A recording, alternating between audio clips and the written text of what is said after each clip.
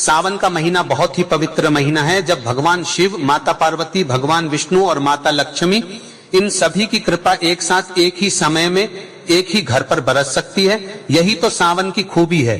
लेकिन इस कृपा को पाने के लिए एक शर्त है, नियम है, अनुशासन है, और वह अनुशासन है शाम के दिए का। बहुत से भक्त दिया तो जलाते हैं, लेकिन सही समय, सही दिशा, सही तेल और सही मंत्र का ध्यान नहीं रखते, जिस वजह से उन्हें वो पूरा फल नहीं मिल पाता जो शास्त्रों में बताया गया है। तो आज मैं आपको बताऊंगा कि सावन 2026 के इन 30 दिनों में शाम को दिया किस समय जलाना है, किस तरीके से जलाना है, किन किन जगहों पर जलाना है, कौन सा तेल इस्तेमाल करना है, कौन सा मंत्र बोलना है, कौन से खास दिन विशेष उपाय के लिए हैं, और वो कौन सी गलतियां हैं जिनकी वजह से लोग दिया जलाकर भी उसका पूरा फल नहीं पा पाते। महाराज बताते हैं कि किसी भी उपाय को करने से पहले उसका समय जानना उतना ही जरूरी है जितना उपाय खुद। बिना सही समय जाने किया गया उपाय अधूरा माना जाता है।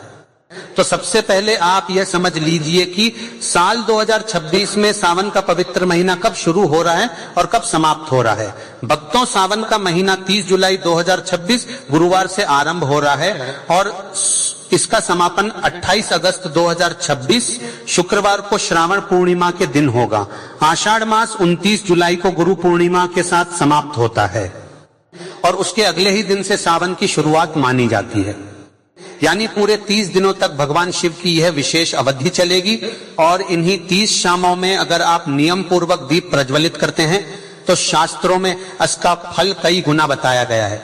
आपको अपने घर में कितने दिए जलाने चाहिए? तो महाराज, सबसे पहला और सबसे महत्वपूर्ण दिया आपको अपने घर के मुख्य द्वार पर जलाना चाहिए। धार्मिक मान्यताओं के अनुसार संध्या काल में माता लक्ष्मी और उनकी बड़ी बहन दरिद्रता दोनों ही पृथ्वी पर भ्रमण के लिए निकलती हैं।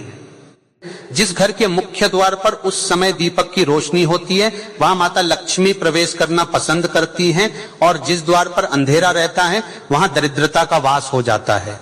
इसीलिए मुख्य द्वार पर दिया जलाना कभी नहीं भूलना चाहिए।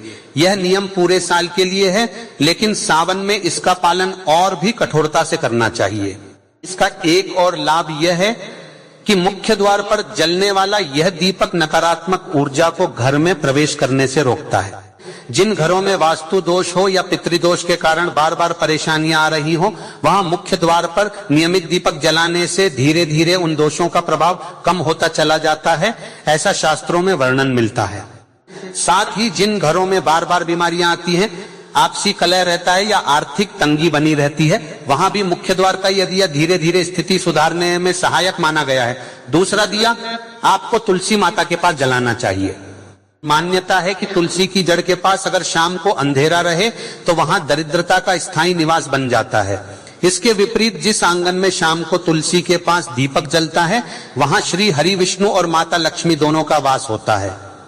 सावन के महीने में तुलसी के पास दिया जलाना विशेष रूप से फलदायी माना गया है, क्योंकि यह महीना भगवान विष्णु के साथ साथ भगवान शिव दोनों की आराधना का संगम काल भी है। जिनके घर में तुलसी का पौधा उपलब्ध नहीं है वे किसी गमले में तुलसी लगाकर या फिर घर के मंदिर में तुलसी की सूखी पत्तियां रखकर भी यह उपाय कर सकते हैं।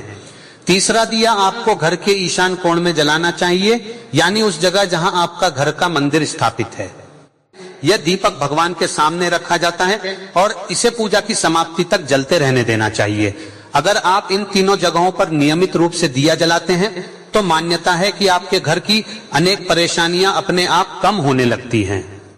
जिनके पास इससे अधिक समय और संसाधन है वे चौथा दिया रसोई घर के पास भी जला सकते हैं, क्योंकि रसोई को अन्नपूर्णा का स्थान माना जाता है और वहां रोशनी बनी रहने से घर में अन्न की कभी कमी नहीं होती, ऐसी मान्यता है।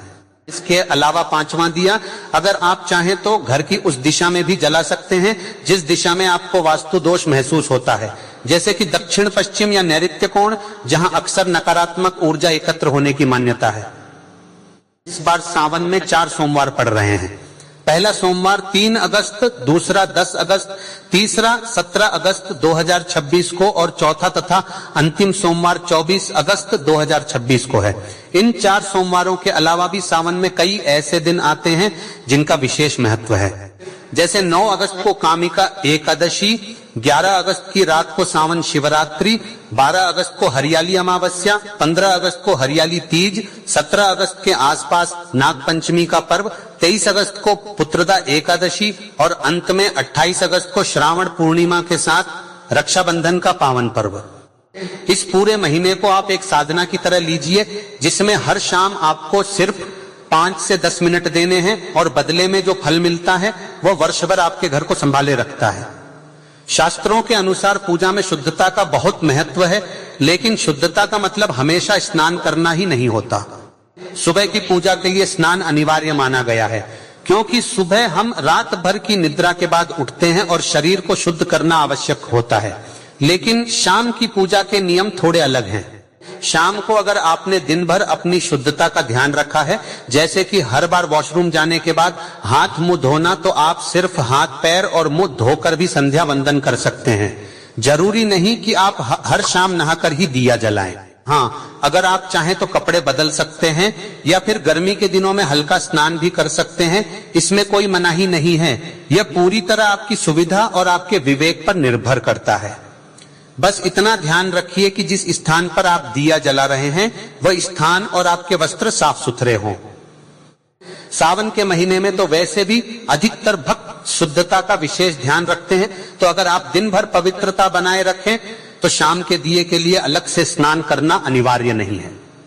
जो भक्त कामकाजी हैं और शाम को थके हारे घर लौटते हैं, उनके लिए यह नियम विशेष राहत की बात है, क्योंकि इससे यह स्पष्ट हो जाता है कि भक्ति के लिए सबसे बड़ी शर्त शरीर की स्वच्छता से ज्यादा मन की श्रद्धा है। महाराज कहते हैं कि शाम की पूजा का जो सही समय होता है उसे प्रदोष काल कहा जाता है। प्रदोष काल का मतलब है सूर्यास्त से लगभग 45 मिनट पहले से लेकर सूर्यास्त के कुछ देर बाद तक का समय।